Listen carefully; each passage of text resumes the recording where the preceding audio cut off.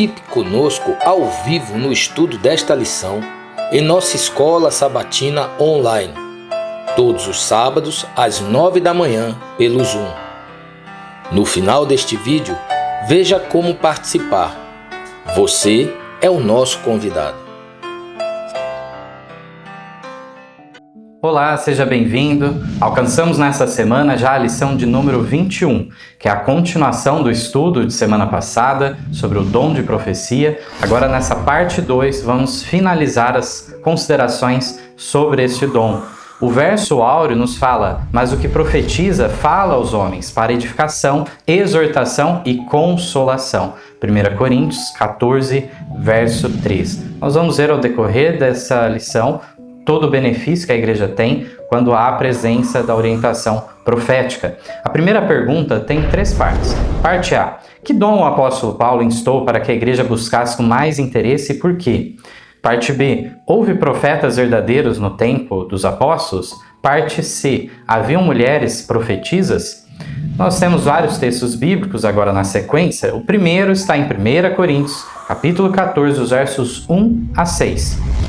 Segui o amor e procurai com zelo os dons espirituais, mas principalmente o de profetizar, porque o que fala em língua desconhecida não fala aos homens, senão a Deus, porque ninguém o entende, em espírito fala mistérios. Mas o que profetiza fala aos homens para edificação, exortação e consolação. O que fala em língua desconhecida edifica-se a si mesmo, mas o que profetiza edifica a igreja.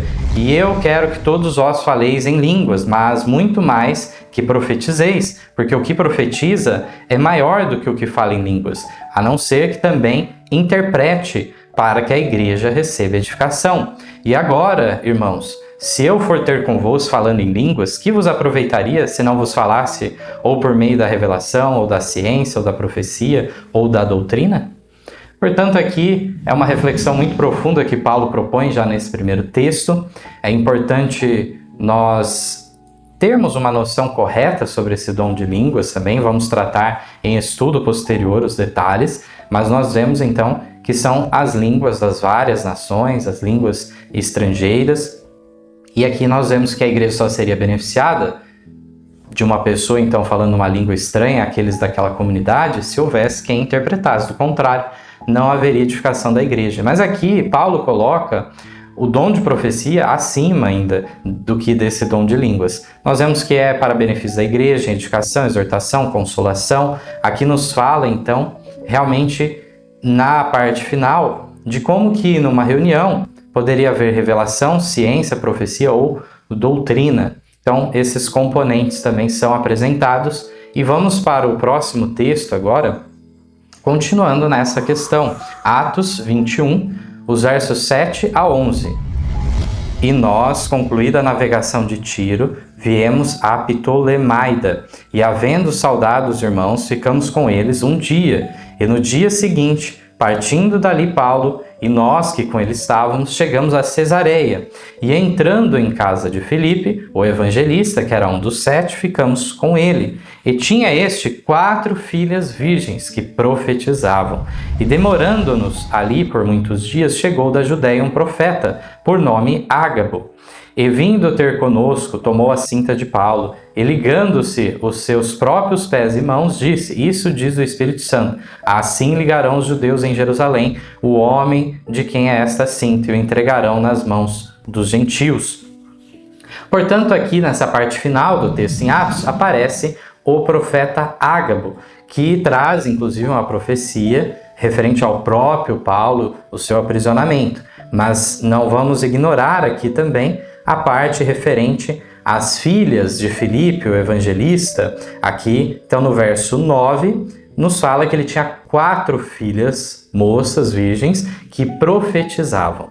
Então, aqui no Novo Testamento temos essa presença da figura feminina como profetisa. E no Antigo Testamento, em Juízes 4:4, nós temos Débora, mulher profetisa, mulher de Lapidote, julgava Israel naquele tempo. Então, ela foi ao mesmo tempo juíza e também profetiza. E ela que anima então para a batalha para se libertarem das forças opressoras. Também temos aqui 2 Reis capítulo 22, os versos 14 a 17. Então foi o sacerdote Ilquias e Aicão, Acbor, Safã, Asaías, a profetisa Ulda, mulher de Salum, filho de Tikvá, o filho de Arás, o guarda das vestiduras. E ela habitava em Jerusalém, na segunda parte, e lhe falaram. E ela lhes disse: assim diz o Senhor, Deus de Israel, dizei ao homem que vos enviou a mim, assim diz o Senhor, eis que trarei mal sobre este lugar e sobre os seus moradores, a saber, todas as palavras do livro que leu o rei de Judá. Porquanto me deixaram e queimaram incenso a outros deuses, para me provocarem a ira, por todas as obras das suas mãos, o meu furor se acendeu contra este lugar, e não se apagará. Portanto, aqui, além de Débora, mais uma profetisa se apresenta, inclusive aqui o sacerdote, o rei queriam o posicionamento, o direcionamento dessa profetisa Ulda, e ela dá essa dura resposta vinda do Senhor. Lucas, capítulo 2, os versos 36 a 38. E estava ali a profetisa Ana, filha de Fanuel, da tribo de Asser. Esta era já avançada em idade, tinha vivido com o marido 7 anos desde a sua virgindade, e era viúva de quase 84 anos, e não se afastava do templo, servindo a Deus em jejuns e orações, de noite e de dia, e sobrevindo na mesma hora, ela dava graças a Deus e falava dele a todos os que esperavam a redenção em Jerusalém. Então aqui mais uma vez é apresentado no Novo Testamento, nesse trecho de Lucas, a profetisa Ana, que depois de um curto período então de matrimônio, ela por muitos anos, já em avançada idade, ela permaneceu viúva aí durante muito tempo. Então, mais uma profetisa apresentada. Então, essa primeira pergunta já nos dá um panorama geral sobre o assunto, mostrando que, sim, que o dom de profecia é algo que Paulo instou a igreja que buscasse, tivesse interesse, que é um dom muito importante. Aqui nós vemos que houve profetas verdadeiros no tempo dos apóstolos, não é algo só da antiga dispensação, como alguns falariam, não é só algo do tempo de Israel, mas também no período apostólico nós vemos igualmente a presença de profetas. Apóstolos haviam, mas haviam também profetas. E evidente que haviam mulheres profetisas, em toda a história bíblica nos é relatado isso. A segunda pergunta: quais regras temos na Bíblia a fim de distinguirmos o profeta verdadeiro do falso? São regras aí, características importantes de nós termos uma noção clara para não sermos enganados por um falso profeta. O primeiro texto, então, de Isaías 8:20, a lei é o testemunho. Se eles não falarem segundo esta palavra, é porque não há luz neles. Portanto, o profeta que surge, ele estará de acordo com a revelação anterior. Jeremias 28:9, o profeta que profetizar de paz, quando se cumprir a palavra desse profeta, será conhecido como o profeta a quem o Senhor, na verdade, enviou. Então aqui fala da questão do cumprimento de uma predição do profeta. Ezequiel 13, os versos 8 a 10. Portanto, assim diz o Senhor Deus, como tendes falado vaidade, visto a mentira, portanto eis que eu sou contra vós, diz o Senhor Deus, e a minha mão será contra os profetas, que veem vaidade e que adivinham mentira, não estarão na congregação do meu povo, nem nos registros da casa de Israel se escreverão, nem entrarão na terra de Israel, e sabereis que eu sou o Senhor Deus, porquanto ando enganando o meu povo, dizendo paz, não havendo paz, e quando um edifica uma parede, eis que outros a cobrem com argamassa não temperada. Então aqui em Ezequiel já vemos um pouco do estorvo que esses falsos profetas traziam. Agora, Mateus, capítulo 5, os versos 17 ao 20. Não cuideis que vim destruir a lei ou os profetas, não vim destruir, mas cumprir. Porque em verdade vos digo que até que o céu e a terra passem, nem um jota ou um tio jamais passará da lei, sem que tudo seja cumprido. Qualquer, pois, que violar um destes mandamentos, por menor que seja, e assim ensinar aos homens, será chamado menor no reino dos céus. Aquele, porém, que os cumprir e ensinar, será chamado grande no reino dos céus. Porque vos digo que, se a vossa justiça não exceder a dos escribas e fariseus, de modo nenhum entrareis no reino dos céus. Sabemos bem que no Sermão da Montanha, Jesus, ao contrário de diminuir os requisitos de Deus, os mandamentos de Deus. Ao contrário disso, ele trouxe então a amplitude desses princípios eternos. Importante dizer aqui também que qualquer que ensinar a violar os mandamentos, ele é alguém então desconsiderado, desclassificado para o reino dos céus. Vejamos então, se qualquer um que fizer isso já está nesse, quanto mais um profeta que ensinar a violação dos mandamentos de Deus. Vamos seguir aqui no próximo texto agora, Mateus capítulo 7, os versos 15 e depois 20 a 23. Acautelai-vos, porém, dos falsos profetas, que vêm até vós vestidos como ovelhas, mas interiormente são lobos devoradores. Portanto, pelos seus frutos conhecereis. Nem todo que me diz Senhor, Senhor entrará no reino dos céus, mas aquele que faz a vontade de meu Pai que está nos céus. Muitos me dirão naquele dia, Senhor, Senhor, não profetizamos nós em teu nome? E em teu nome não expulsamos demônios? E em teu nome não fizemos muitas maravilhas? Então lhes direi abertamente, nunca vos conheci, apartai-vos de mim, vós que praticais a iniquidade. Esses textos, então, nos esclarecem que devemos ter cautela, porque o falso profeta ele vai vir de maneira que disfarçada, como fosse ovelha, mas é um lobo devorador. Nós vemos que os frutos devem ser correspondentes à mensagem que traz uma vida de santidade, de edificação para a causa de Deus e não levar as pessoas para a transgressão da lei de Deus. Então, quando fala aqui essa declaração final, nunca vos conheci, apartai-vos de mim, vós que praticais a iniquidade, literalmente significa aqueles que violam a lei, aqueles que desconsideram a lei de Deus. Portanto, não basta professar certas coisas. E esses falsos mestres, eles podem trazer o quê? Palavras bonitas, suaves, lisonjeiras, palavras de que estão fazendo essas coisas em nome do Senhor, mas o fato deles dizerem que é em nome do Senhor não resolve a situação. Igualmente pode até dizer que não é contra a lei, mas se de alguma maneira procura desmerecer a lei de Deus, de modo a não trazer toda a amplitude da lei, também está incorrendo em erro. Atos 17, verso 11, ora, esses foram mais nobres do que os que estavam em Tessalônica, porque de bom grado receberam a palavra, examinando cada dia nas Escrituras se essas coisas eram assim. Foi dessa maneira, então, que os de Bereia agiram quando os apóstolos trouxeram a mensagem do Evangelho. E isso se aplica também quando alguém chega até nós dizendo que é um profeta. Da mesma forma que um pastor ou os apóstolos na época inicial da igreja primitiva tinham que ser analisados e devem ser analisados hoje se a palavra deles está em conformidade com o que está escrito, também o profeta deve ser julgado dessa forma, se as coisas batem realmente. Atos 20, 29 a 31. Porque eu sei isto, que depois da minha partida entrarão no meio de vós lobos cruéis, que não pouparão rebanho, e que de entre vós mesmos se levantarão homens que falarão coisas perversas para atraírem os discípulos após si.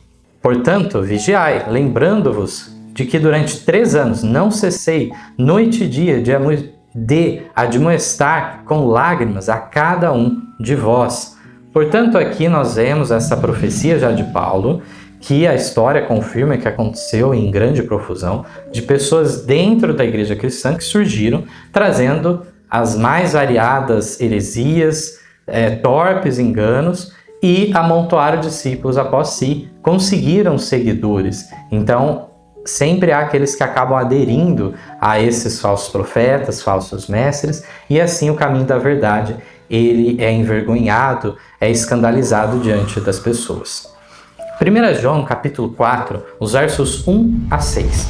Amados, não creais a todo espírito, mas provai se os espíritos são de Deus, porque já muitos falsos profetas se têm levantado no mundo. Nisto conhecereis o Espírito de Deus. Todo espírito que confessa que Jesus Cristo veio em carne é de Deus, e todo espírito que não confessa que Jesus Cristo veio em carne não é de Deus. Mas esse é o espírito do anticristo, do qual já ouviste que há de vir, e eis que já agora está no mundo. Filhinhos, sois de Deus, e já os tendes vencido, porque maior é o que está em vós do que o que está no mundo. Do mundo são, por isso falam do mundo e o mundo os ouve. Nós somos de Deus, aquele que conhece a Deus, ouve-nos. Aquele que não é de Deus, não nos ouve. Nisto conhecemos nós o Espírito da verdade e o Espírito do erro.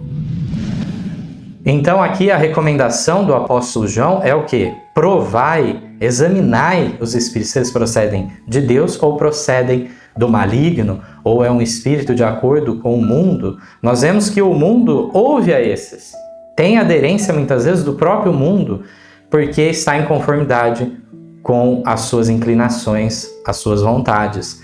Vemos que então deve haver a confissão na realidade da encarnação de Cristo, que ele de fato se tornou homem quando veio à Terra.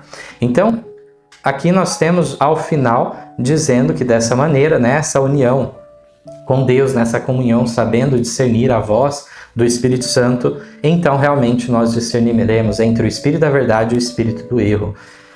Aqui então, nessa segunda pergunta, creio que os vários elementos de regras que temos na Bíblia foram já bem comentados e assim somos capazes de discernir entre o falso e o verdadeiro profeta. A terceira pergunta agora diz assim: caso acontecer de o falso profetizar e se cumprir, o que mais devemos notar? Para onde ele guia aqueles que desejam segui-lo?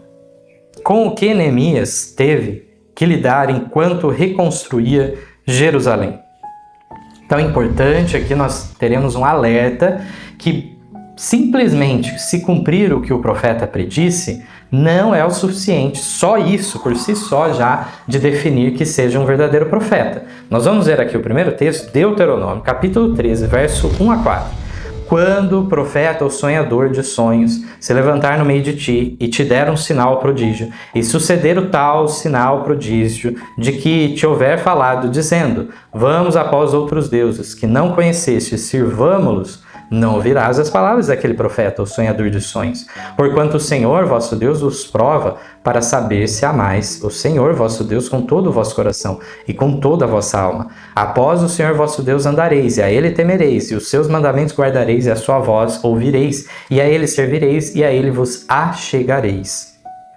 Portanto, aqui fala do profeta, do sonhador de sonhos, e mesmo que ele fizer uma predição, ela se cumpra, ocorrer um sinal, um prodígio, mas a mensagem dele é para levar à idolatria, é levar para longe de Deus, então não deve ser considerado um verdadeiro profeta, mas ele é um falso profeta, devido à própria mensagem, o conteúdo da mensagem dele, levando para longe de Deus. Então, o inimigo certamente levantará profetas para nos desviar da vontade de Deus. Por outro lado, Deus certamente levantará profetas para levar à vontade dele a maior santificação. Aqui nós vemos então que inclusive chega a falar que o Senhor nos prova, né, se amamos a ele de fato, e assim devemos estar atentos a este ponto. Depois, em Ezequiel 13, 1 a 3, diz assim: e veio a mim a palavra do Senhor dizendo: filho do homem, profetiza contra os profetas de Israel, que profetizam,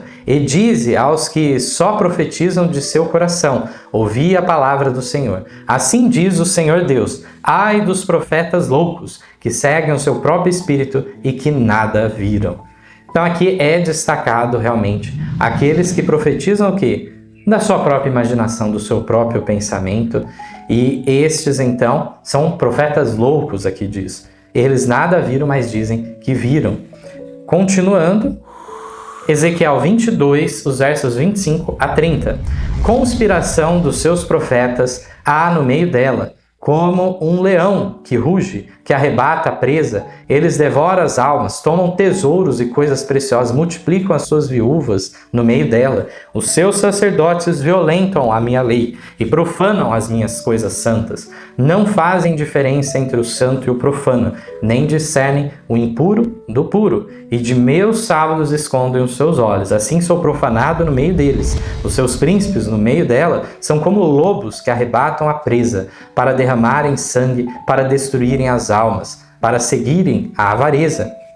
E os seus profetas têm feito para eles cobertura com argamassa não temperada, profetizando vaidade, adivinhando-lhes mentira, dizendo: assim diz o Senhor Deus, sem que o Senhor tivesse falado.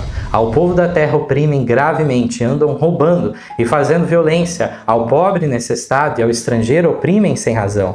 E busquei dentre eles um homem que estivesse tapando o muro e estivesse na brecha perante mim por essa terra, para que eu não a destruísse, porém a ninguém achei.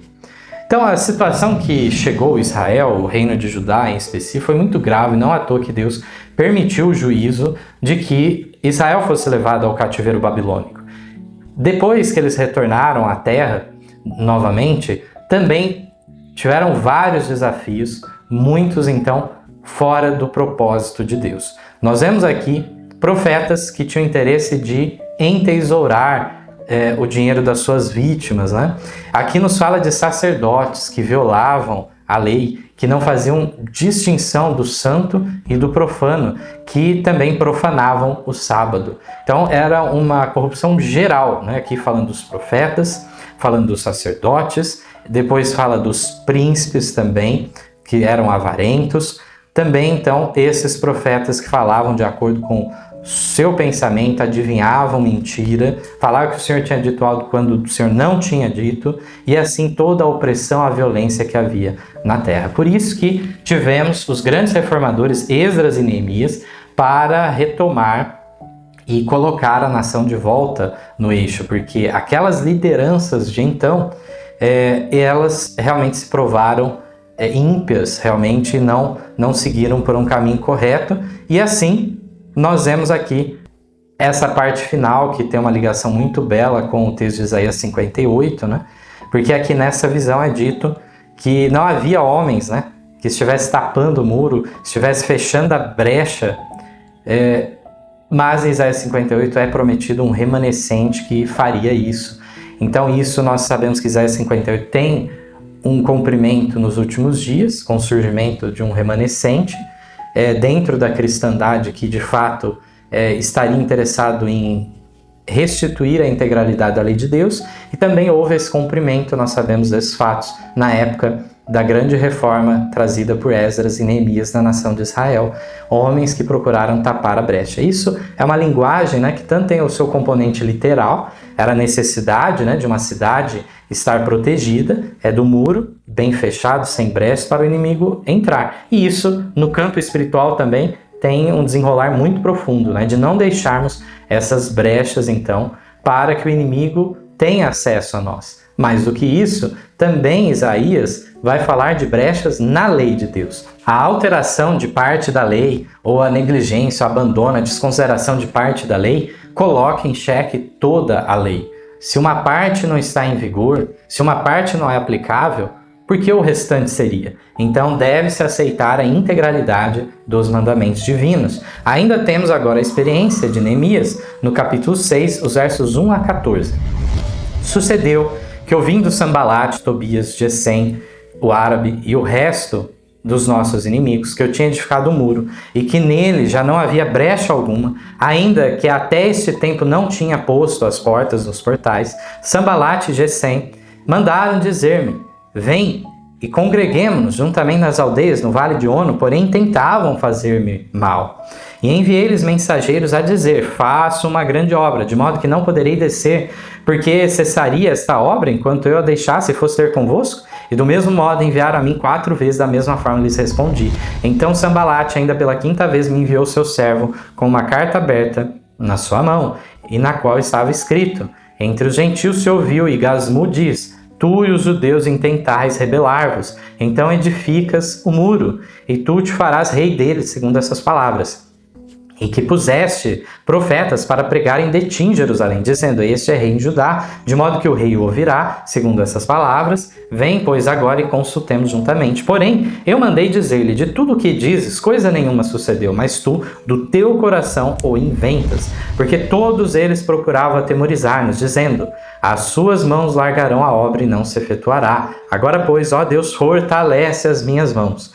E entrando eu em casa de Semaías, filho de Delaías, o filho de Metabel, que estava encerrado, disse ele: vamos juntamente à casa de Deus, ao meio do templo, e fechamos as portas do templo, porque virão matar-te. Sim, de noite virão matar-te. Porém eu disse: um homem como eu fugiria? E quem há como eu que entre no templo para que viva? De maneira nenhuma entrarei. E percebi que não era Deus quem o enviara. Mas essa profecia falou contra mim, porquanto Tobias e Sambalate o subornaram. Para isto o subornaram, para me atemorizar, e para que assim fizesse e pecasse, para que tivesse alguma causa para me infamarem, assim me vituperarem. Lembra-te, meu Deus, de Tobias, de Sambalate, conforme a essas suas obras, e também da profetisa Noádia, e dos mais profetas que procuraram atemorizar-me.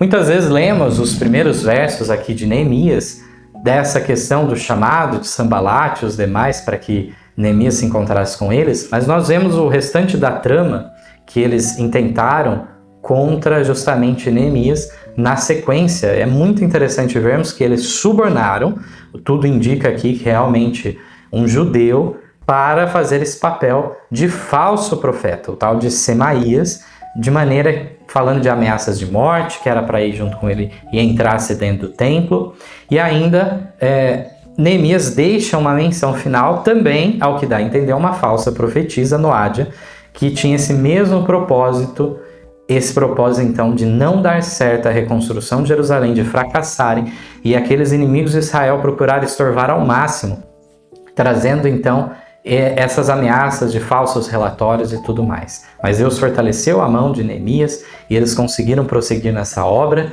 e realmente houve a confiança dos reis persas de que eles não tinham intenção de se rebelar. Vamos agora para a quarta pergunta: que combate difícil o próprio profeta Jeremias teve de enfrentar? Como é sempre o procedimento do profeta verdadeiro? Jeremias 23, os versos 25 a 31. Tenho ouvido o que dizem aqueles profetas, profetizando mentiras em meu nome, dizendo: sonhei, sonhei. Até quando sucederá isso no coração dos profetas que profetizam mentiras e que só profetizam do engano do seu coração, os quais cuidam fazer com que o meu povo se esqueça do meu nome pelos seus sonhos, que cada um conta ao seu próximo, assim como seus pais se esqueceram do meu nome por causa de Baal? O profeta que tem um sonho, conte o sonho. E aquele que tem a minha palavra, fale a minha palavra com verdade. Que tem a palha com trigo, diz o Senhor. Porventura, a minha palavra não é como fogo, diz o Senhor, e como um martelo que esmiuça a pedra? Portanto, eis que eu sou contra os profetas, diz o Senhor, que furtam as minhas palavras, cada um ao seu próximo. Eis que eu sou contra os profetas, diz o Senhor, que usam de sua própria linguagem e dizem: ele disse. Uma condenação muito forte contra esses falsos profetas. Diziam que o Senhor disse algo, diziam que sonhou com algo, e eram tudo enganos do próprio coração, trazendo mentiras ao povo e também faziam esquecer de Deus. Levava eles então para um falso senhor, Baal. Assim nós vemos em todos esses textos essas advertências, e Jeremias ele teve que combater realmente toda essa situação na prática. Vamos para o próximo texto, no capítulo 27, verso 9 e 10.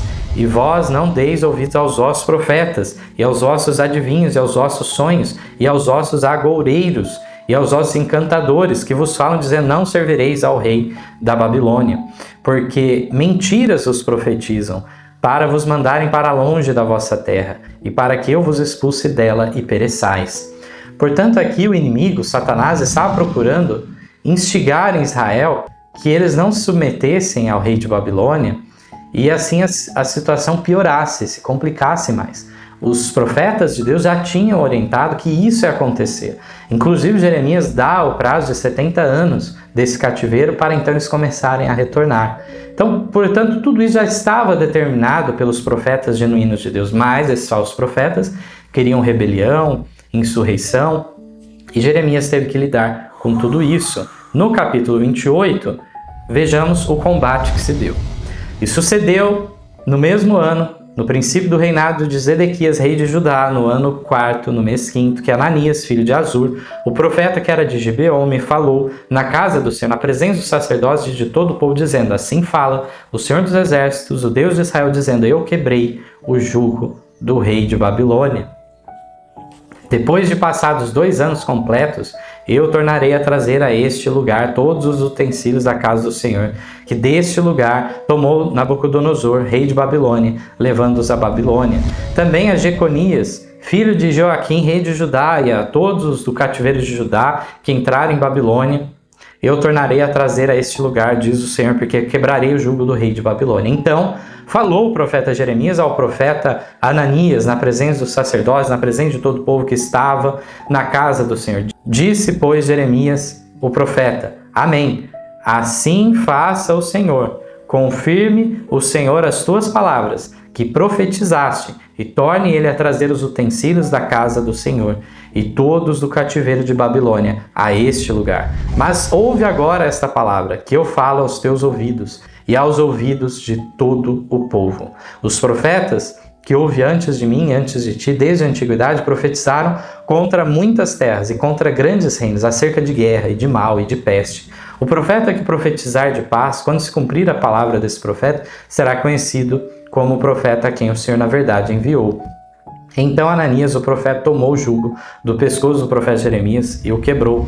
E falou Ananias na presença de todo o povo, dizendo: Assim diz o Senhor, assim passados 2 anos completos quebrarei o jugo de Nabucodonosor, rei de Babilônia, de sobre o pescoço de todas as nações. E Jeremias, o profeta, seguiu o seu caminho. Mas veio a palavra do Senhor a Jeremias, depois que Ananias, o profeta, quebrou o jugo de sobre o pescoço de Jeremias, o profeta, dizendo: Vai e fala Ananias, dizendo: Assim diz o Senhor, jugos de madeira quebraste, mas em vez deles farás jugos de ferro. Porque assim diz o Senhor dos Exércitos, o Deus de Israel: jugo de ferro pus sobre o pescoço de todas essas nações para servirem a Nabucodonosor, rei de Babilônia, e servi-lo-ão, e até os animais do campo lhe dei.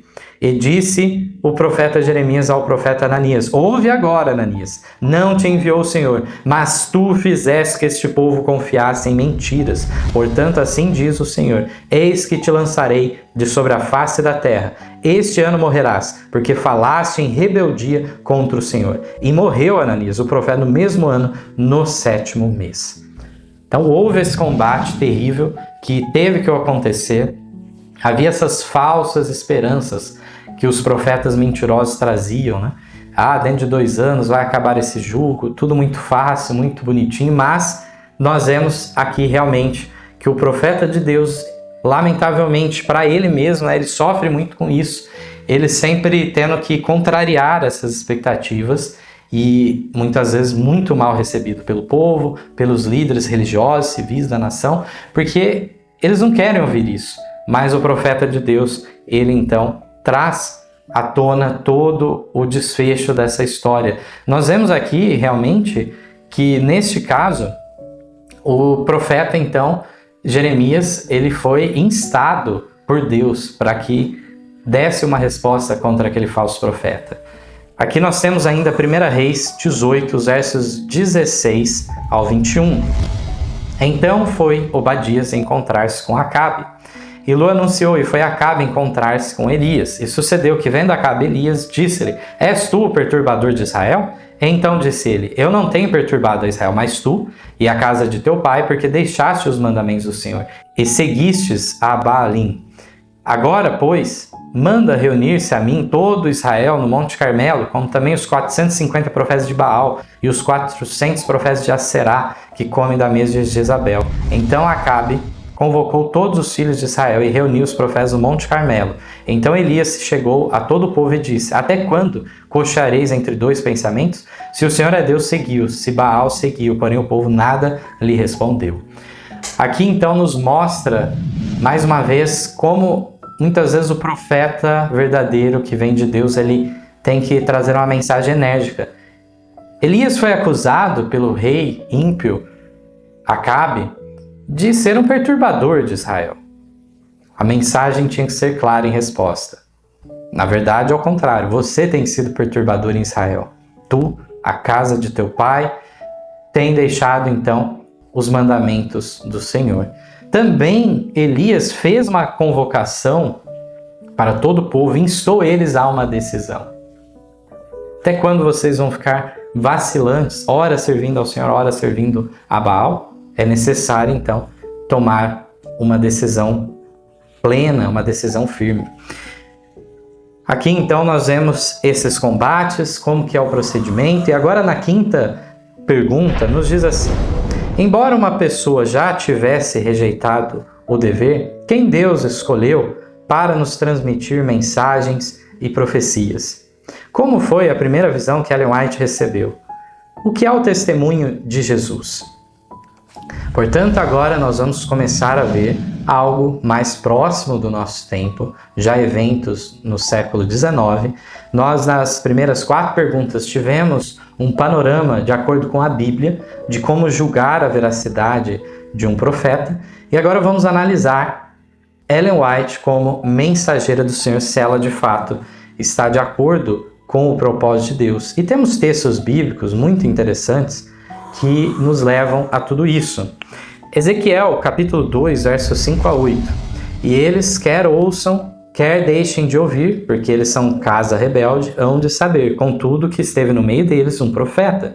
E tu, ó filho do homem, não os temas, nem temas suas palavras, ainda que estejam contigo sarças e espinhos, e tu habites entre escorpiões. Não temas as suas palavras, nem te assustes com os seus semblantes, porque são casa rebelde. Mas tu lhes dirás as minhas palavras, quer ouçam, quer deixem de ouvir, pois são rebeldes. Mas tu, ó filho do homem, ouve o que eu te falo. Não sejas rebelde como a casa rebelde. Abre a tua boca e come o que eu te dou. Nós vemos então essa passagem, Ezequiel, mostrando que o profeta ele tem que apresentar a mensagem, seja se as pessoas vão querer ouvir ou não. Muitas vezes não ouvem, realmente porque são rebeldes, mas Deus insta que seja revelada a sua vontade, que estejam cientes da rebeldia. Muito aqui claro também a situação de que a mensagem tem que ser assimilada pelo profeta.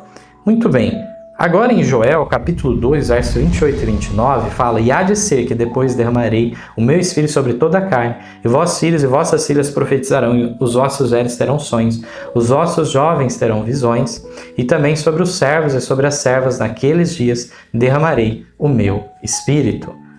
Essa profecia de Joel, então, que teve o seu cumprimento parcial no evento do Pentecoste, na era apostólica, deve ter um cumprimento ainda mais pleno nesses últimos dias. 1 Coríntios, capítulo 1, verso 25 a 27.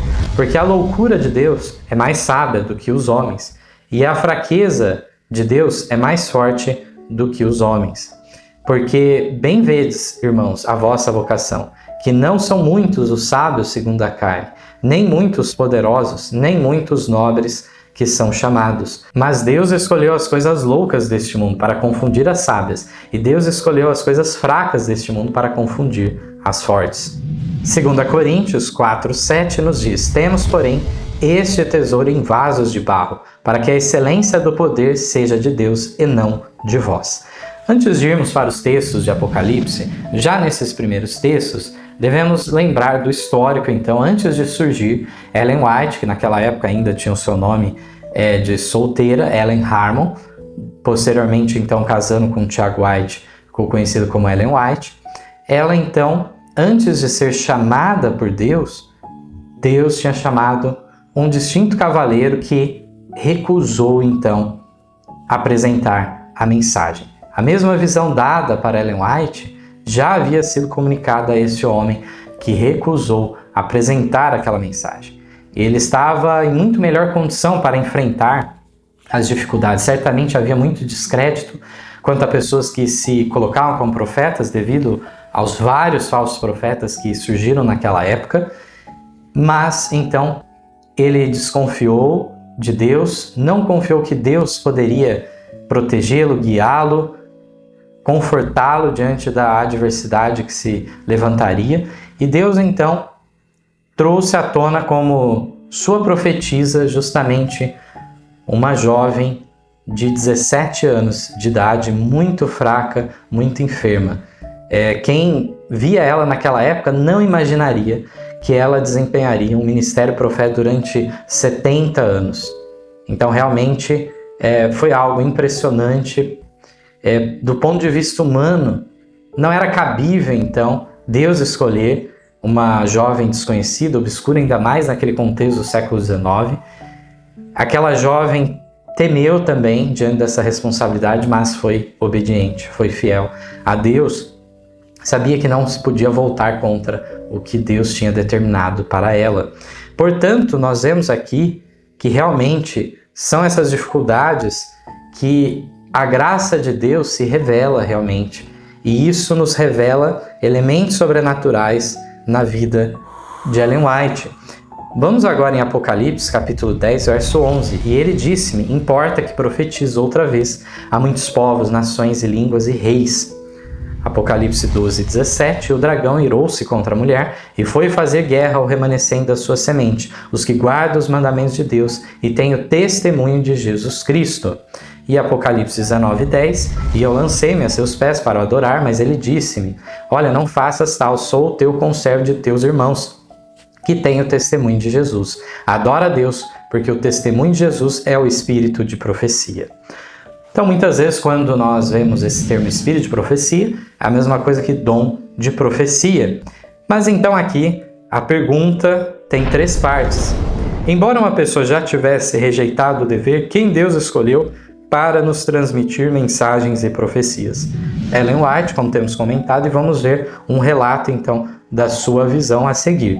Mas continua. Como foi a primeira visão que Ellen White recebeu? Especificamente, a primeira visão nós vamos analisar.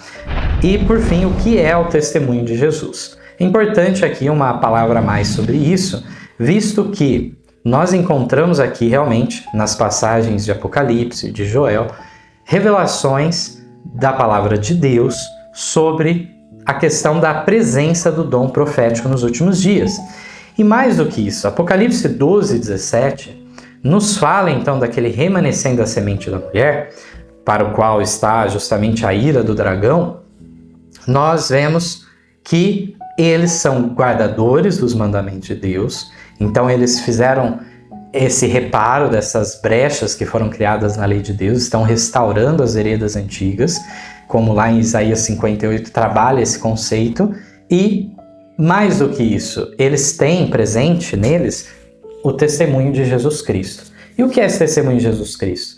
Nós temos 2 formas de entender este termo, tanto no sentido do testemunho que Jesus comunica aos profetas, como também no sentido do profeta, então ele traz esse testemunho de Jesus Cristo.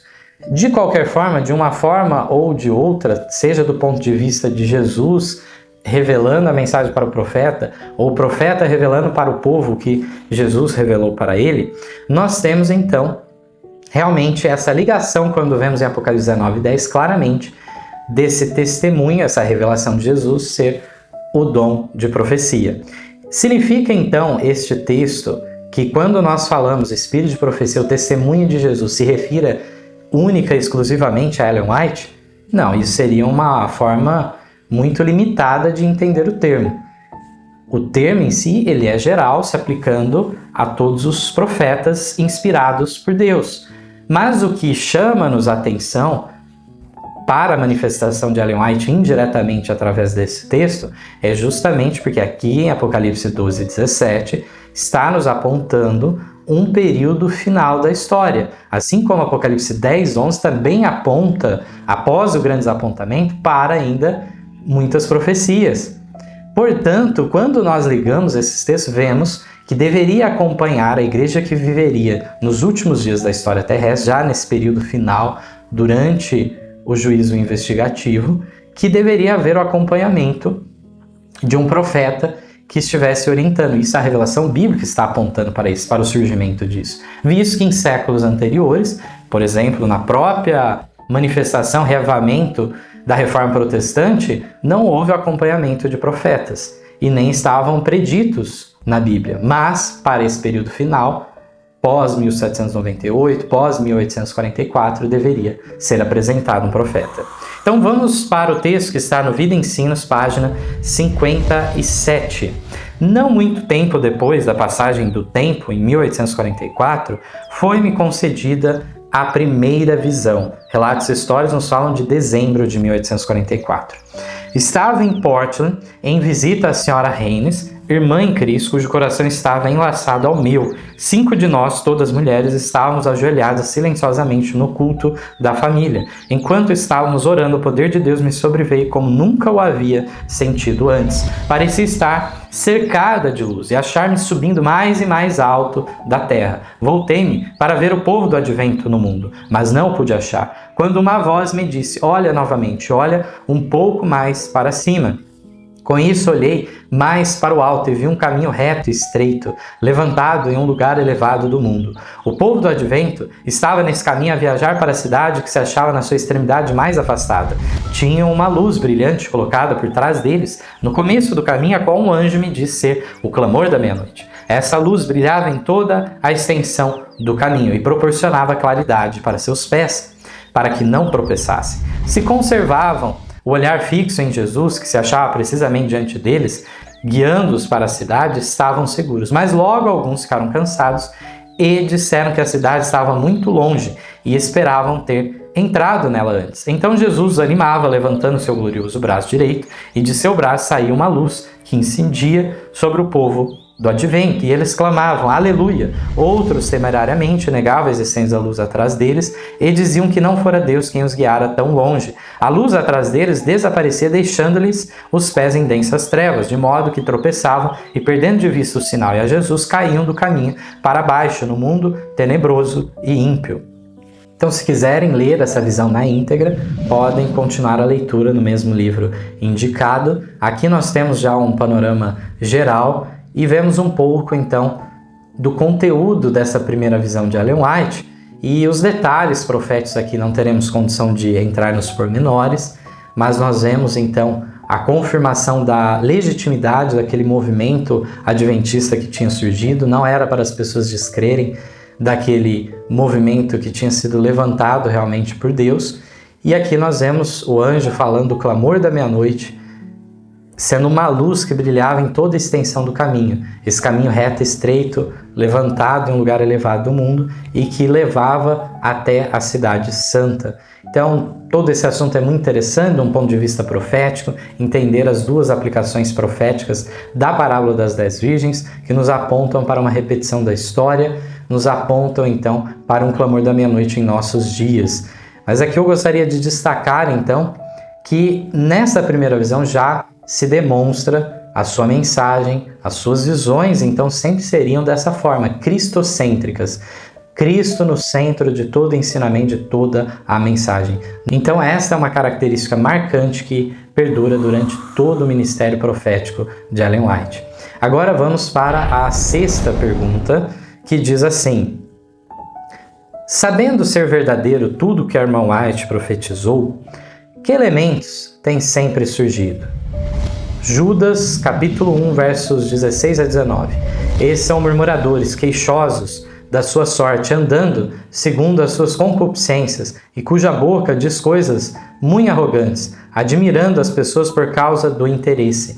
Mas vós, amados, lembrai-vos das palavras que vos foram preditas pelos apóstolos de nosso Senhor Jesus Cristo, os quais vos diziam que nos últimos tempos haveria escarnecedores, que andariam segundo as suas ímpias concupiscências. Esses são os que a si mesmos se separam, sensuais, que não têm o Espírito. Uma advertência muito dura, mas muito real. Vemos esses queixosos, murmuradores, críticos ferozes que vemos nos últimos dias, homens que não têm nenhum tipo nem mesmo de honra própria, muito menos de respeito a Deus, a sua mensagem e os instrumentos humanos designados por Deus. Aqui então agora um texto do Mensagens Escolhidas, volume 1, página 45 e 46. Ellen White vai lidar um pouco quanto a isso. Quando encontrardes homens pondo em dúvida os testemunhos, criticando-os e procurando desviar o povo de sua influência, estais certos de que Deus não está operando por meio deles. É outro espírito. Dúvidas e incredulidades são acariciadas pelos que não andam ponderadamente. Tem uma dolorosa consciência de que sua vida não resiste à prova do Espírito de Deus, quer falando pela sua palavra, quer mediante os testemunhos de seu Espírito, que os leve à sua palavra.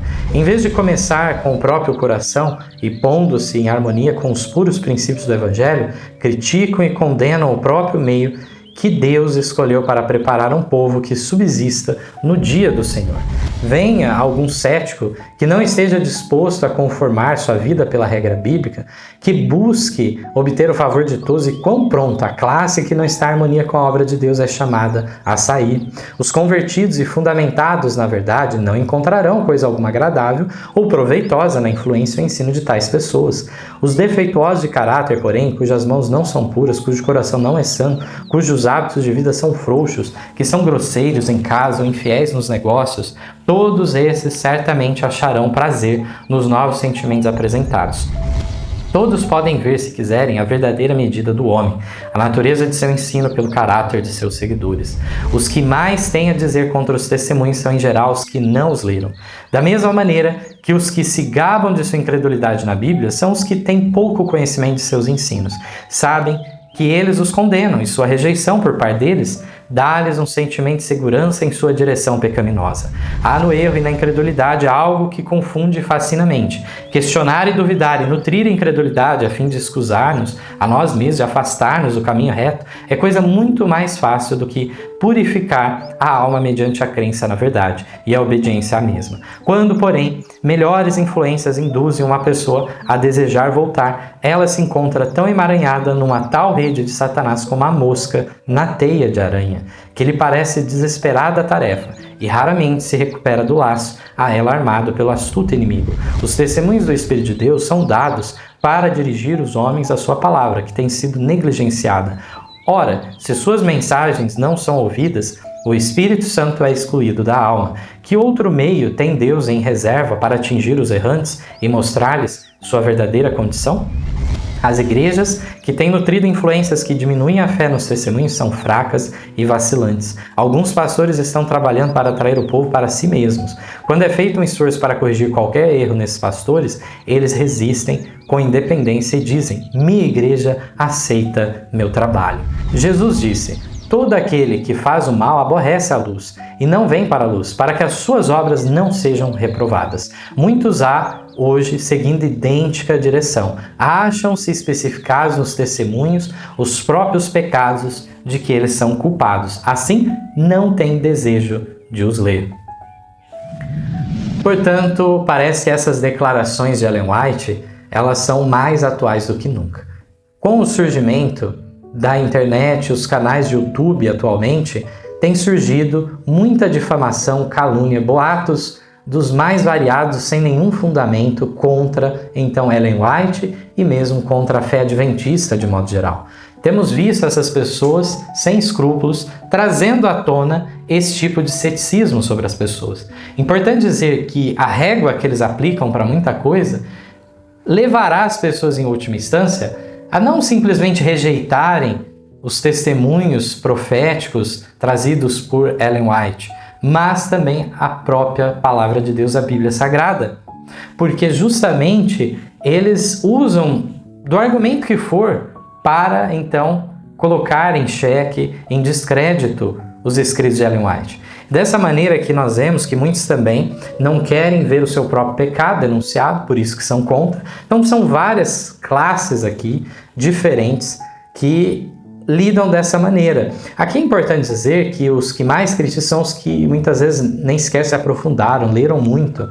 Por isso que um dos principais pontos que nós procuramos recomendar às pessoas é que leiam esses escritos, tirem as próprias conclusões, vejam se esse dom profético manifestado em Ellen White, se ele não leva as pessoas a Cristo, que defende então todos os princípios da Reforma Protestante, que nos traz sim a defesa do sola Escritura, a autoridade normativa da Bíblia em nossa vida, que nos coloca então claramente numa noção plena da justificação pela fé, a justiça imputada, a justiça comunicada de Cristo, nos revelando um equilíbrio entre lei e evangelho, entre fé e obras, trazendo cada coisa no seu devido lugar. Leiam e cheguem à conclusão por si mesmos. E a própria vida de Ellen White testifica, os frutos da sua vida testificam justamente se foi alguém que levou as pessoas para longe da verdade ou para se achegarem mais próximas de Cristo e compreenderem então as Escrituras. Aqui encontramos também o fato de que mesmo internamente, entre aqueles que dizem que creem em Ellen White, pode ser que eles comecem a negligenciar os testemunhos. E as igrejas que fizerem isso, certamente elas ficarão numa condição fraca e vacilante. Eles procuram diminuir essa influência, diminuem a fé nos testemunhos e assim se tornam fracos e vacilantes, sujeitos aos ataques do inimigo com os enganos dos últimos dias.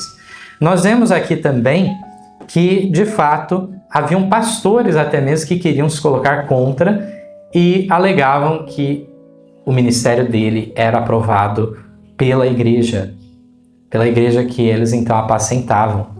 Então, vários subterfúgios para se voltar contra as reprovações que Deus revela. Indo agora para a 7ª pergunta, temos 3 partes. O que ela mesma declarou sobre a finalidade dos testemunhos trazidos pelo dom de profecia? Que privilégio temos tido em nosso tempo mais do que em qualquer outro? Apesar da Bíblia Sagrada ser o suficiente, por que são enviados então os testemunhos?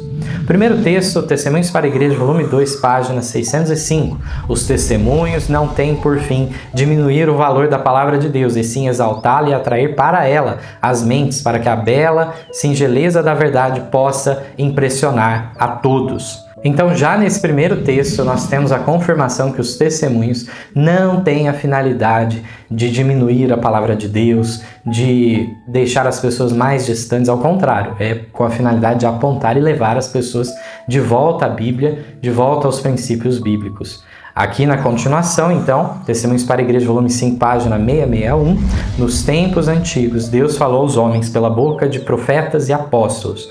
Nestes dias, Ele lhes fala por meio dos testemunhos do seu Espírito.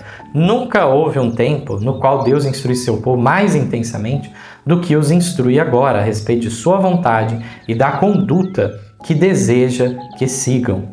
Este texto confirma que realmente nós estamos vivendo num período da história muito privilegiado nesse sentido de iluminação específica, orientações específicas sobre os assuntos. Os enganos de Satanás são muito fortes nesse período, a impiedade, a iniquidade também, mas ao mesmo tempo Deus derrama mais luz, mais claridade. É um período então que devemos avançar poderosamente com as verdades que a palavra de Deus revela. Portanto, os testemunhos vêm com essa finalidade de chamar a atenção a estes princípios. Agora o texto do Colportor Evangelista, página 125, também tem no Evangelista 257 e no Mensagens Escolhidas, volume 3, página 30. O Senhor tem dado muita instrução a seu povo, regra sobre regra, mandamento sobre mandamento, um pouco aqui, um pouco ali. Pouca atenção é dada à Bíblia, e o Senhor deu uma luz menor para guiar homens e mulheres à luz maior. Quanto bem poderia ser feito se os livros que contêm essa luz fossem lidos com a resolução de se executarem os princípios que eles contêm. Haveria uma vigilância 1000 vezes maior, um esforço abnegado e resoluto 1000 vezes maior. E muitos mais estariam agora regozijando-se na luz da verdade presente.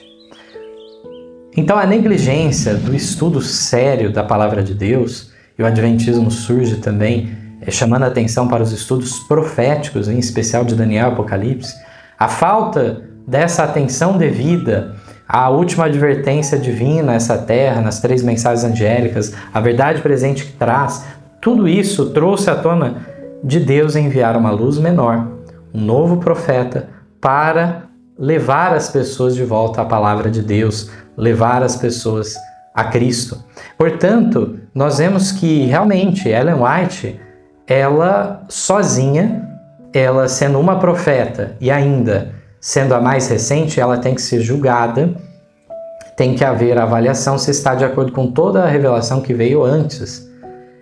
No entanto, a finalidade dela, uma vez que verificamos, checamos e vemos que é genuína, então Ellen White deve ser encarada como essa luz menor, levando a luz maior, que então é todos esses profetas reunidos na palavra de Deus, formando então o cânon bíblico que traz essa régua para nós muito clara da vontade de Deus. Então, dessa maneira, nós vemos a existência de profetas canônicos e profetas extracanônicos. A própria Bíblia faz menção disso. Profetas que os seus escritos entraram na Bíblia e outros profetas, os quais os seus escritos não entraram e não são menos inspirados, menos proféticos por conta disso, mas houve uma seleção de alguns escritos, mesmo alguns autores das escrituras, nem todo o material que eles escreveram foi então colocado na Bíblia. Haviam recomendações, mas então que tinham uma aplicação geral para todos os tempos, que foram preservados na Bíblia Sagrada e também nos narrando a história do povo de Deus ao decorrer do tempo e mostrando a genuinidade histórica de tudo isso, né? Continuando aqui, também no Comportor Evangelii 126 nos fala: meus irmãos e irmãs, trabalhai zelosamente para fazer circular estes livros. Ponde o vosso coração nessa obra, e a bênção de Deus estará conosco. Saí com fé orando para que Deus prepare corações para receber a luz. Sede agradáveis e corteses. Mostrai, por uma conduta coerente, que sois verdadeiros cristãos. Andai e trabalhai à luz do céu, e vosso caminho será como o caminho do justo, brilhando mais e mais até o dia perfeito. Depois, Testemunhos para a Igreja agora, volume 5, páginas 663 e 664. A palavra de Deus é suficiente para iluminar o espírito mais obscurecido e pode ser compreendida por todo aquele que sinceramente deseja entendê-la. Mas, não obstante isso, alguns que dizem fazer da palavra de Deus objeto de seus estudos são encontrados vivendo em oposição direta a alguns de seus mais claros ensinos. Então, para que tanto homens como mulheres ficassem sem desculpa, Deus deu testemunhos claros e decisivos a fim de reconduzi-los à sua palavra, que eles negligenciaram seguir. A palavra de Deus tem abundância de princípios gerais para a formação de corretos hábitos de vida, e os testemunhos gerais e pessoais têm sido planejados para chamar a sua atenção de modo mais especial para esses princípios. Estão olhando para Deus, desejosos de que faça por vocês a obra que Ele lhes deu para fazer. Se fizerem aquilo que sabem ser o seu dever, Deus lhes ajudará quando precisarem de auxílio. Deixaram de cumprir o que Deus lhes incumbiu de fazer. Invocaram a Deus para que faça o seu trabalho. Se tivesse seguido a luz que Ele lhes deu, Ele teria feito mais luz brilhar sobre vocês. Mas já que negligenciam conselhos, advertências e repreensões que lhes foram dados, como podem pretender que Ele lhes dê mais abundante luz e bênção somente para negligenciarem e desprezarem? Deus não se equipara aos homens, dele não se zomba. Um ponto se estabelece aqui nessa leitura que fizemos também. É necessário Ellen White para interpretarmos a Bíblia? Ou seja, ela seria uma chave hermenêutica que precisaríamos para entender a palavra de Deus?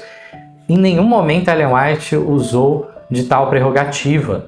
Ela não considerou que somente através de seus escritos seria compreendida a Bíblia, de forma alguma. A Bíblia por si só, ela se basta, ela se auto-interpreta. Assim, Deus ajustou a Bíblia de maneira que ela seja suficiente por si mesma. No entanto, no campo prático, o que ocorre? Apesar da Bíblia estar falando algo, as pessoas ignoram. Por isso é levantado um profeta para chamar a atenção de maneira mais específica, seja no problema, na heresia, no pecado que a pessoa incorre, seja então realmente em guiar também os caminhos da igreja, como deve seguir. Então, dessa forma que nós vemos que a palavra de Deus ela poderia ser bem compreendida por aqueles que sinceramente desejam entendê-la, que tomam tempo para estudar dela, mas então essas pessoas negligenciam. E os testemunhos vêm de maneira clara, decisiva sobre eles, levando a pessoa a um ponto de decisão, ou de ceder aos apelos divinos, ou então resiste e se torna rebelde. Portanto, aqui nos fala que a palavra de Deus ela tem abundância de princípios gerais, que vão reger o que? Os hábitos da nossa vida. E os testemunhos agora vêm e chama a atenção aos princípios que já estão contidos na palavra de Deus, e agora traz a devida aplicação desses princípios numa experiência, então, individual ou a nível de igreja também. Assim, nós vemos as bênçãos que podemos tirar dos estudos, então, realmente, dos testemunhos de Ellen White, porque eles não têm o propósito de nos distanciar da palavra de Deus de forma alguma. A oitava pergunta: a que obra os testemunhos foram vinculados desde a sua origem? A que tomada de decisão somos conclamados pela própria mensageira? O primeiro texto é Testemunhos para a Igreja, volume 5, página 654. O outro é Testemunhos para a Igreja, volume 4, página 229. À medida que o fim se aproxima e há um contínuo crescimento da obra que tem por objetivo transmitir ao mundo a última advertência, torna-se mais importante para os que abraçaram a verdade possuir uma compreensão clara da natureza e da influência dos testemunhos que Deus, em sua providência, vinculou à obra da terceira mensagem angélica desde a sua origem. Ou Deus está ensinando sua igreja, reprovando seus erros e fortalecendo a sua fé, ou não está. Essa obra é de Deus ou não é. Deus nada faz em parceria com Satanás. Meu trabalho, ao longo dos últimos 30 anos, traz o selo de Deus ou do inimigo. Não há meio termo nessa questão. Os testemunhos são do Espírito de Deus ou do diabo. Importante esses textos aqui, porque a que obra os testemunhos de Ellen White foram vinculados desde a origem? Com a mensagem do terceiro anjo. Assim que começou a mensagem do terceiro anjo, já veio então a profetisa para orientar a igreja de Deus. Mas a que tomada de decisão ela mesma impele as pessoas? Ora, há uma decisão de que se a mensagem dela é genuína ou falsa. Não há meio termo. Muitos querem, de alguma maneira, dizer, não, tem algum valor, é edificante, é isso, era uma mulher piedosa. Não é esse o caminho. Ou ela realmente foi inspirada por Deus, ou então o inimigo estava controlando ela. Então vejamos que esse tipo de posição, ela é exigida de várias formas. Nós vemos pessoas hoje também querendo dizer que seguem a Jesus, ou pessoas dizendo que admiram a pessoa de Jesus como um grande mestre religioso, mestre da moral, do amor, da paz, mas não aceitam as próprias declarações que ele faz dele mesmo. Então devemos considerar ou Jesus de fato aquilo que ele diz que é, o Deus encarnado, ou então essas pessoas não podem querer entrar no meio termo de um homem piedoso. Então é semelhante a isso tudo que ocorre nessa experiência com os testemunhos também. Muitas vezes as pessoas não querem tomar uma decisão definitiva, mas devem fazê-lo analisando de maneira justa o que nos é revelado. A nona pergunta: quais elementos devem ser considerados quando lemos os testemunhos? O que Deus quer que tenhamos ao interpretarmos um escrito? Primeiro texto, Mensagens Escolhidas, volume 1, página 57. Depois nós temos também da página 37, 24. Nós temos também o Mensagens Escolhidas, volume 3, página 217. O Grande Conflito, página 7 e 8. E o Mensagens Escolhidas, volume 1, página 29. Vários textos que vão nos orientar sobre isso. Quanto aos testemunhos, coisa alguma é ignorada, coisa alguma é rejeitada. O tempo e o lugar, porém, têm que ser considerados. Antes de prosseguirmos, acaso isso não deve ser feito também com a Bíblia? Alguns acham que o fato de trazer essas ressalvas, o tempo e o lugar tem que ser considerado, que isso é algo específico dos testemunhos de Ellen White. Não, a devida análise de um texto, seja ele qual for, seja um livro comum, aí fora, tem as suas regras de interpretação para que a pessoa não seja injusta para com o autor. Não o julgue incorretamente de acordo com o seu pensamento, seu parâmetro atual, moderno, e não julgar de acordo com o contexto do autor. Quanto mais devemos ser cuidadosos, sermos justos quando se trata de escritos inspirados. E a Bíblia também, ela traz relatos históricos de acordo com um contexto histórico específico. E isso tem que ser considerado. Depois, o próximo texto é assim que é, e meu espírito tem sido muito agitado quanto à ideia. Ora, a irmã White disse assim, a irmã White falou isto ou aquilo, e portanto procederemos exatamente de acordo com isso.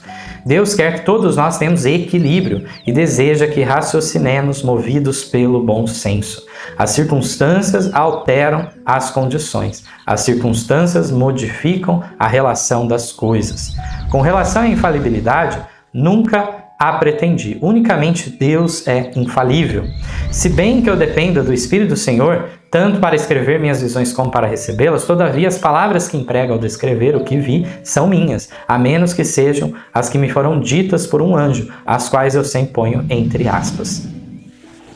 Aqui ainda vamos fazer mais uma pausa para mostrar como Ellen White pedia que as pessoas lessem com equilíbrio, com bom senso as coisas.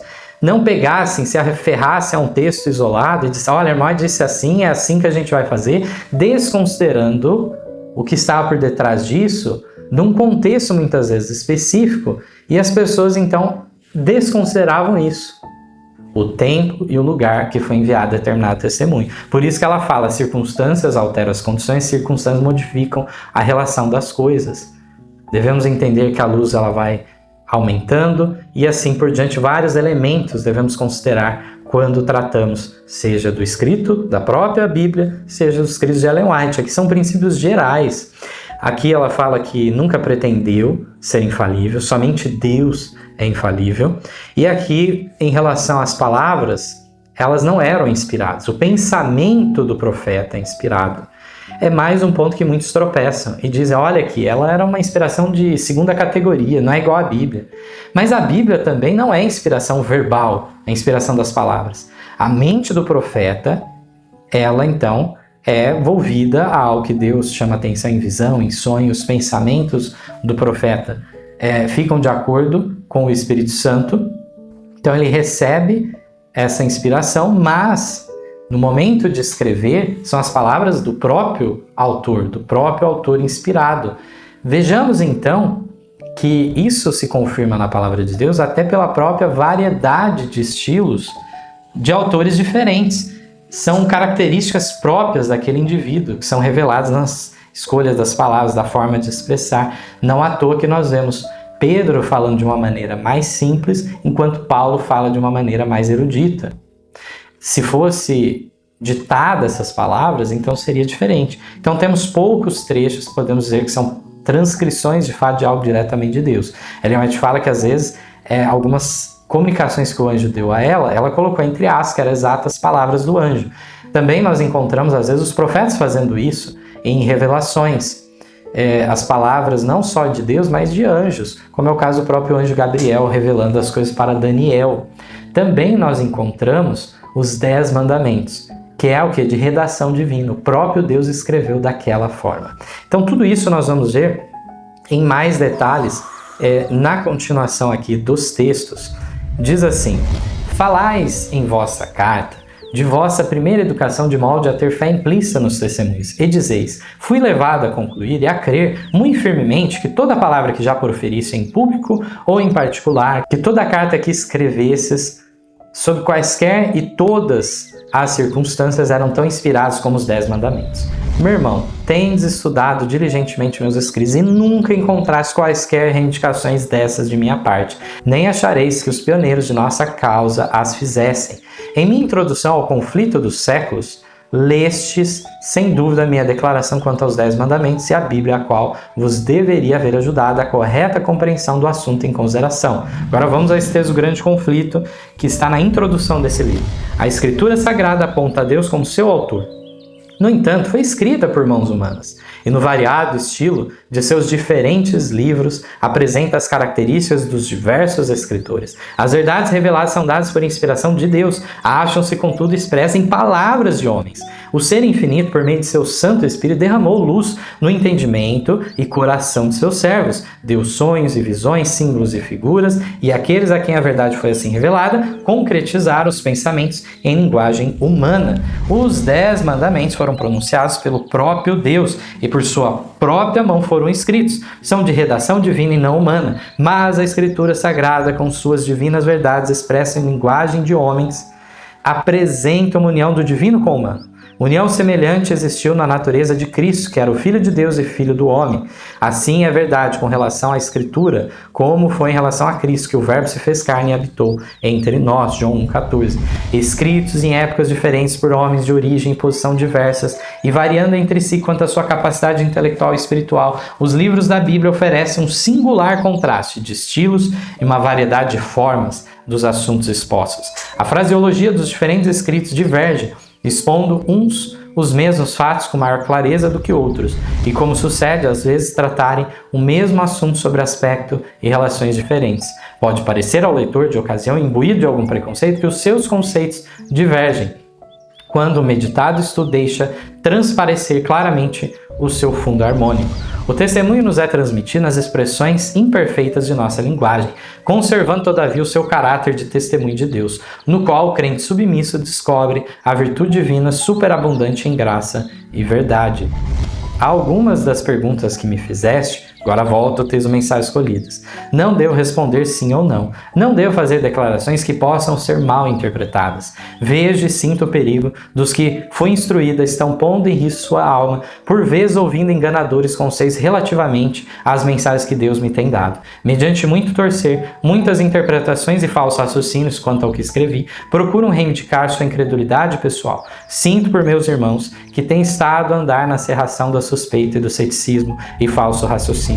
Sei que alguns deles seriam abençoados por mensagens de conselhos se as nuvens que lhes obscurecem a visão espiritual pudessem ser repelidas e eles vissem direito. Eles, porém, não veem claramente, portanto, não ouso comunicar-me com eles. Quando o Espírito de Deus dissipar o misticismo, achar-se-á justamente tão completo conforto e fé e esperança nas mensagens que fui instruído a dar, como nelas foram encontrados em anos passados. Essa é uma carta que Ellen White escreveu em 1906 ao Dr. Paulson. O contexto histórico que está inserida essa declaração é muito interessante porque é envolta na apostasia do Kellogg, a crise que passaram daquele falso conceito sobre Deus na natureza, permeando a tudo, uma espécie de panteísmo que Kellogg começou a defender de maneira disfarçada, envolvida na mensagem de saúde, e nós vemos que vários acabaram aderindo às suas ideias e havia então um combate de Ellen White a tudo isso, o que levou a esses homens rejeitarem a inspiração de Ellen White. E falsos conceitos sobre a inspiração faziam com que as pessoas se confundissem e fossem levadas a essa incredulidade. Então Ellen White deixa muito claro que em momento algum ela nem os pioneiros da obra tinham falado que ela recebia inspiração verbal. Então, tudo isso nos leva a ver que eles alegavam que tinham sido educados e certamente houve pessoas que ensinaram errado, apesar de outros ensinarem corretamente, essa questão de tudo que ela falasse, né, em público, em particular, a carta que ela escrevesse, seja a circunstância que fosse, tudo isso sendo inspirado e ainda inspirado tal como os 10 mandamentos. Então, quando nós vemos essa declaração, ela lança muita luz e ela alega, então, que, olha, não tinha razão nem para essa confusão toda, porque no próprio livro Conflito dos Séculos, ou Grande Conflito, na introdução, então, há essas considerações, então, sobre a própria escritura sagrada, de como é o método de inspiração, a variedade, tudo que já comentamos. Então, o testemunho de Ellen White não é uma questão dele ser inferior ao da Bíblia, mas ser da mesma qualidade, a inspiração da mesma forma, e trazendo os traços da própria capacidade intelectual, espiritual do escritor, de acordo com a época em que ele vive, tudo isso, esses conceitos são apresentados. E aqui Ellen White ainda fala que ela ia tomar cuidado em não responder certas coisas com um simples sim ou não, porque sabia que eles poderiam então tirar proveito, tirar de contexto essas declarações e torcer o sentido delas, para então fortalecer a própria incredulidade pessoal. Portanto, nós vemos aqui que aquele que quisesse sim ter confiança nos testemunhos tinha evidência suficiente para isso, ser beneficiado dos conselhos. Muitos deles, que era o próprio caso do Dr. Kellogg, tinham sido orientados, aconselhados tantas vezes. Sabiam de todo o benefício que tinham recebido, mas agora estavam em incredulidade. A 10ª pergunta: que cautela devemos ter a fim de não incorrermos em equívoco? Existem relatos deturpados em relação à mensageira do Senhor? Vamos ver agora o texto do Mensagens Escolhidas, volume 3, página 60 e depois na 82. Encontro-me frequentemente na posição em que não ouso aprovar nem desaprovar os projetos que me são apresentados, pois há o perigo de que quaisquer palavras que eu profira sejam relatadas como alguma coisa que o Senhor me deu. Nem sempre é seguro que eu expresse minha própria opinião, pois às vezes, quando alguém quer realizar seu próprio propósito, considerará qualquer palavra favorável que eu profira como luz especial do Senhor. Serei cautelosa em todos os meus movimentos. Parece ser impossível que eu seja compreendida pelos que possuem a luz, mas não têm andado nela. O que eu disse em conversações particulares é repetido de tal maneira que significa exatamente o oposto ao que eu queria dizer, caso os ouvintes fossem santificados na mente e espírito. Tenho receio de falar até com os meus amigos, pois depois eu ouço: a irmã White disse isso, ou a irmã White disse aquilo. Minhas palavras são tão torcidas e desvirtuadas que estou chegando à conclusão de que o Senhor deseja que me afaste das grandes reuniões e rejeite as entrevistas particulares. Aquilo que eu digo é relatado de um modo tão deturpado que se torna novo e estranho para mim. Remesclado com palavras proferidas por homens para apoiar suas próprias teorias. Aqui temos uma advertência muito dura, muito forte, que deve nos levar a uma maior cautela.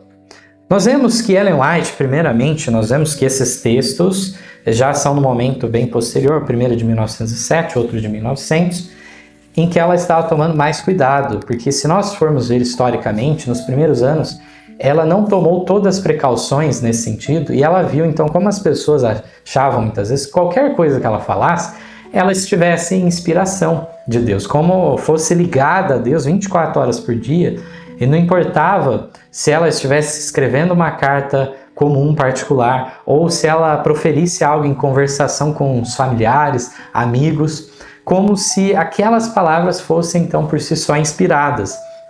Então ela fala: olha, diante disso tudo que eu tenho visto, que tem ocorrido, né? O perigo de quaisquer palavras que eu profira sejam relatadas como uma coisa que o Senhor deu a mim, eu tenho sido cautelosa nos meus movimentos, ela fala. A pessoa, então, ela quer um endosso, um apoio para sua tese, e ela vai procurar alguma coisa que, de alguma maneira, aparente confirmar a sua ideia. No texto seguinte, ela se queixa, né, dos próprios amigos.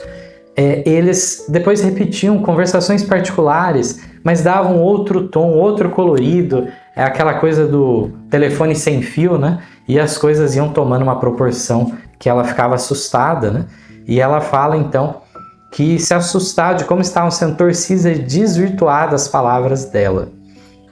E agora então ela fala que o relato era deturpado, era novo e estranho para ela. Diz que é mesclada, então, as declarações dela com palavras proferidas por homens para apoiar suas próprias teorias. Então, dessa maneira, deve haver essa cautela para não incorrer neste erro de considerar, então, comentários comuns de Ellen White como fossem, então, de alguma forma inspirados, o que levaria em contradição, inclusive, a mesmo escritos dela em obras publicadas, em que ela já tinha assentado bem um assunto, uma doutrina de maneira evidente, solidificando.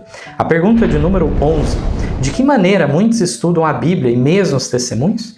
Utilizam certas passagens para dar a impressão de apoio a algo, quando na realidade os escritos condenam mesmo? Olha só, um texto também valiosíssimo. Mensagens Escolhidas, volume 3, página 82, e depois também a carta 208 de 1906, que está no livro Mensageiro do Senhor, 531. As lições de Cristo eram com frequência interpretadas erroneamente, não porque ele não as tornasse claras, mas porque a mente dos judeus, como a mente de muitos que afirmam crer nesse tempo, estava cheia de preconceitos. Porque Cristo não tomava o partido dos escribas e fariseus, eles o odiavam. Opunham-se a ele, procuravam frustrar-lhe os esforços e invalidar suas palavras. Por que os homens não querem ver e viver a verdade? Muitos estudam as Escrituras com a finalidade de provar que suas próprias ideias são corretas, alteram o sentido da palavra de Deus para que corresponda às suas próprias opiniões e procedem também assim com os testemunhos enviados por ele. Citam metade de uma frase e omitem a outra metade, a qual, se fosse citada, mostraria que o seu raciocínio é falso. Deus tem uma controvérsia com os que torcem as Escrituras, fazendo com que se ajustem às suas ideias preconcebidas. Os que não andam na luz da mensagem podem coligir declarações de meus escritos que lhes agradem e que concordem com seu julgamento humano e, separando essas declarações de seu contexto e colocando-as perto do raciocínio humano, fazerem parecer que meus escritos confirmam o que eles condenam. Então, como que muitas pessoas estudam a Bíblia? Elas estudam para confirmar ideias preconcebidas já. E não querem aceitar a verdade. Jesus muitas vezes falava de maneira clara, mas isso não impedia que distorcessem suas palavras, porque Jesus não dava apoio e endosso aos escribas e fariseus, é que havia essa retaliação. Eles procuravam atrapalhar os esforços de Cristo e os apóstolos, torcer as suas palavras. E assim nós vemos que muitas pessoas também, ao estudarem os testemunhos de Ellen White, eles distorcem o sentido original, o propósito de tal texto. Aqui fala de maneira que a pessoa venha, através do seu raciocínio, fazer com que ela afirme algo que na verdade ela condena. Então, se ele citasse um pouco mais desse texto que fala, muitas vezes invalidaria essa opinião da pessoa, mostraria que ela está distorcendo, adulterando então o sentido do texto. E aqui então ela deixa muito claro que essas pessoas queriam usar, elas não aceitavam a luz da mensagem da verdade presente, muitas vezes não queriam avançar em alguns pontos e faziam então que os seus escritos confirmassem certas coisas para eles se manterem naquela posição, mas na realidade seus escritos condenavam aquelas práticas e eles deveriam mudar de vida. Agora a pergunta 12 nos diz: por ela mesma, teria ela sido capaz de escrever as mensagens contidas em seus livros? O que ela diz sobre seus escritos, próximo do final de sua vida? Aqui nós temos Mensagens Escolhidas, volume 1, página 35 e a 55. Tenho escrito muitos livros e tem-lhes sido dada ampla circulação. De mim mesma, eu não poderia haver salientado a verdade contida nesses livros, mas o Senhor tem me dado o auxílio de seu Santo Espírito. Esses livros, transmitindo as instruções a mim dadas pelo Senhor durante os 60 anos passados, contêm esclarecimentos do céu e resistirão à prova da investigação. Abundante luz tem sido comunicada a nosso povo nesses últimos dias. Seja ou não poupada a minha vida, meus escritos falarão sem cessar, e só a obra irá avante enquanto o tempo durar. Meus escritos são conservados, e mesmo que eu não deva viver, essas palavras que me têm sido dadas pelo Senhor terão vida ainda e falarão ao povo. Portanto, aqui nós vemos que esses escritos dela mesma, ela não teria sido capaz, mas o Senhor auxiliou em todo o tempo, o Espírito Santo foi enviado.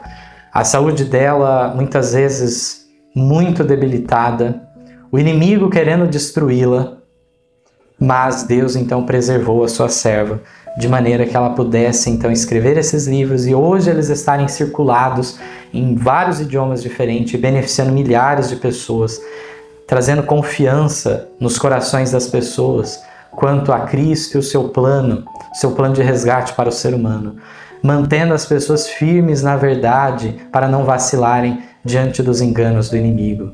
Então, vemos que realmente ela fala, olha, esses livros, eles resistirão à prova da investigação.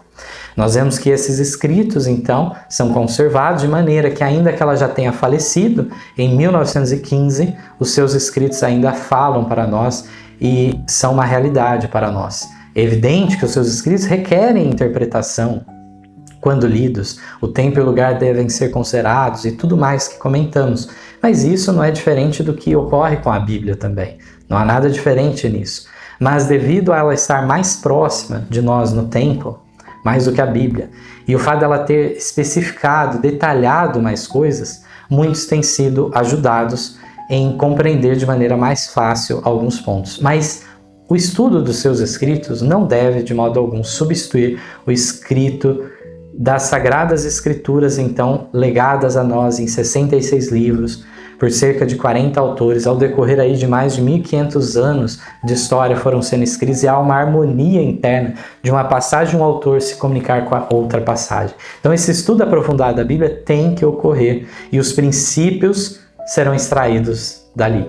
Então, finalizamos esse estudo maravilhoso, tenhamos essa compreensão clara da finalidade do dom profético, e em especial o dom profético revelado então nesses últimos dias, a finalidade de Deus em preservar o remanescente nesses últimos dias. Teremos um vídeo à parte depois, um vídeo então tratando da resposta de Ellen White aos zombadores dos últimos dias, o apêndice da nossa lição. Confiram também este vídeo. Que Deus abençoe a cada um e que possamos, através dessa reflexão feita nessa oportunidade, fortalecer os nossos passos para alcançarmos a coroa da vida eterna. Amém. Em nosso site vocês encontrarão estudos, notícias, dicas de saúde, além de todas as nossas lições.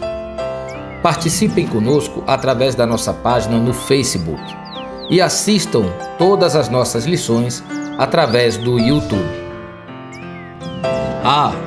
Você também pode participar ao vivo das lições da Escola Sabatina todos os sábados a partir das 9 da manhã pelo Zoom. Ligue ou mande uma mensagem para os números de WhatsApp que aparecem na tela e venha estudar conosco. Você é o nosso convidado.